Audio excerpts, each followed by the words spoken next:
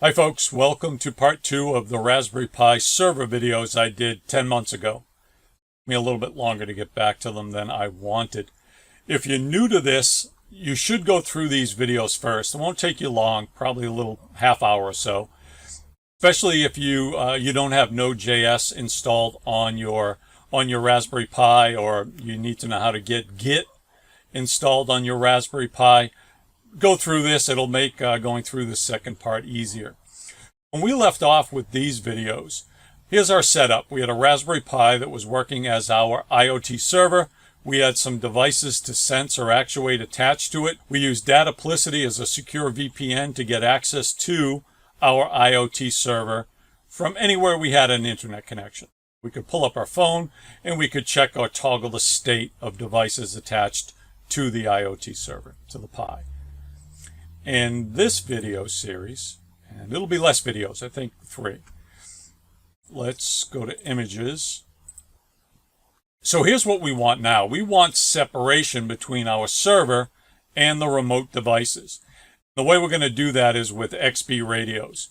I have S2s for the videos that I'm doing now, although I did order some S3s. When they come in, I'll do a quick video on setting those up. But we'll use the Xbee Radios to send signals from our Raspberry Pi to our remote devices.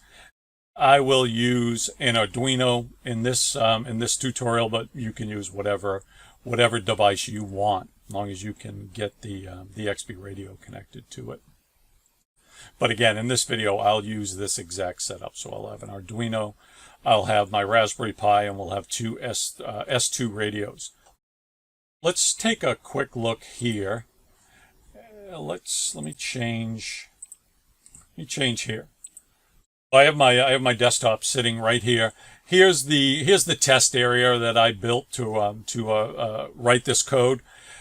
What you're going to notice is, let's just kind of focus on the light, and we'll look at the rest of this stuff in the Arduino video. But the idea here is we can pick, and we've pulled up our client app. We can pick a color. And then we can choose the light we want to turn that color, and it looks like it's a little bit blurred out. The other thing you'll be able to do is you'll be able to just use buttons, in our case, to toggle AC appliances, so lights or whatever it is that you're looking to toggle. The idea here isn't so much what we're doing, whether it be some lights or some relay switches. The idea is how you set this up. So an infrastructure that you can use so you can easily have serial communication between your Pi and your remote modules, and then easily just plug new modules into the system. You could have as many, you don't have to write all that much code for this.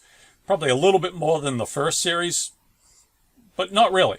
Really, you're just changing a couple of MAC addresses, and that's about it. So it's relatively simple to get this up and running. Again, the idea is for you to understand the infrastructure and how it works. What you choose to do with the data once you get it to the remote radio is totally up to you, obviously. So instead of this setup, we could also do this. Let me hold on one second here. Let's kill that. Okay, so this is the same setup. It's the same exact code. The only thing you'll notice here, I have a Xbee Radio. I also have an Arduino. I have the Raspberry Pi with the coordinator Xbee Radio set up on it. We can send information here. So instead of turning on an LED or setting the color of LEDs or actuating a relay switch, what we can do is we can click and hold. We can rotate the can of silly string. Most importantly, obviously, is we can fire it. It's actually very simple code. It's simpler than having to send and parse the hex triplets for the lights. In this case, I'm only sending one of 3 bytes, a 0, a 1, or a 2. Rotate left, rotate right, or fire. In an upcoming series, we're going to be putting a full robotic arm on the end of this. Again, the same infrastructure. That's what's important here. In the case of even a 6 degree of freedom robotic arm, you could basically do the same thing. So, you could have a 0 byte to do this, a 1 byte, 2 byte, whatever the bytes might be. but it's going to move kind of chunky. What we're going to do in that training is we want to have kinematic motion. Basically, we want to tell our arm, our robotic arm, to go here, and we want a fluid motion for it to get there. We don't want to move it chunky up over to get to that point. Let's go to the actual repository. This was the previous series. That one's just at Raspberry Pi server. That's right here. If we go to repositories, there are going to be 2 repositories, one for the Pi, one for the Arduino. Let me just pull up the Pi one here. Let's take a look right here. Here is the setup that we'll end up having. So we have the Raspberry Pi on the top, we have the Arduino on the bottom. For the Raspberry Pi, we're going to have a client and a server. The client and the server are running on the same server, the Raspberry Pi, although your client could run on a different server. And when I talk about the client, I'm talking about this code right here. So this would be the client side. We were here. For the client and the server to communicate, we're using socket IO. When I click a button, so when I click that button to change a color or toggle a light, what's going to happen is we're going to send a payload using socket IO from the client to the server. That payload is basically a radio address, so what radio I eventually want to send this to. A payload, in the case of the RGB LED, it's going to be a hex triplet. Whether it's hex or not wasn't totally necessary to put is hex here as a Boolean, but it made the code simpler. And then the pin on the remote radio that the RGB LED is plugged into. You could have 3 or 4 on a single radio, or multiple radios could have them in different pins. Once it gets to the server, now we need to send that signal to the proper radio. That's what the Xbee Radios do. We have a coordinator radio on the server.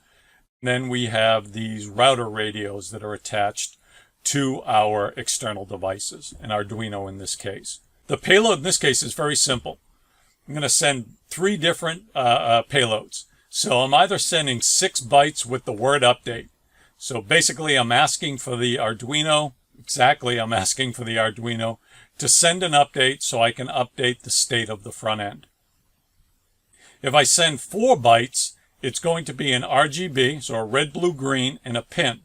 The other thing to note here is notice that when I went from the client to the server, I needed the radio, the MAC address of the radio that I wanted to write to. But I don't need it here because the coordinator is just sending it to the proper radio. I've already told it what radio I want to send it to. I just need to build a packet to send. And then lastly, we could just toggle a single pin. I only have to send a pin in this case because the front end knows what the state is. This light is on. The Arduino knows what the state is. It's what caused it to be on or off. All I need to do is send that pin number and have it toggle the state. If it's on, turn it off, or vice versa. So it's that simple. Now, in mission critical apps, this payload should be more complex. Have checksums so you can check your data when it gets where it's going and such. We do have to have checksums for the Xbee packets we send, but our packets we can send whatever we want. And just checking the length of bytes on the other end isn't the most bulletproof way to do it. But in this case, it's simple, and we can focus on, again, the infrastructure between the Raspberry Pi and the Arduino code.